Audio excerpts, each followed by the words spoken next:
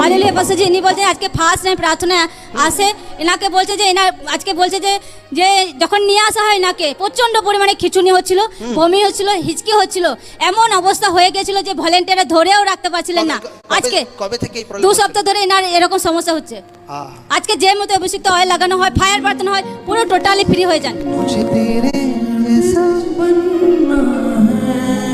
হাত দেবে না, দেখি হয়েছে। কে হয় এটা? শুয়ে আছো নাকি তোমরা সব এখানে?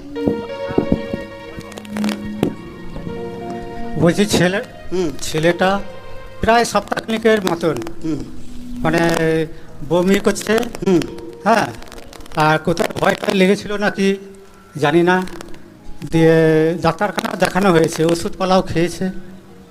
হ্যাঁ, আগে তো ঠিক ছিল? হ্যাঁ, আগে থেকে বলতে কেমন, আগে থেকে এরকম ছিল না।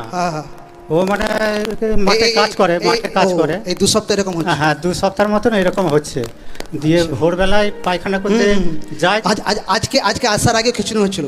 হ্যাঁ, আসার আগে খিচুনি। প্রার্থনার পর কি হয়েছে? কমে গেছে? হ্যাঁ, প্রার্থনার পরে কিছুটা কমে গেছে। আচ্ছা, অয়েল দেবে, কে অয়েল দেবে? जोर से तारीफ करो सकले, जोर से।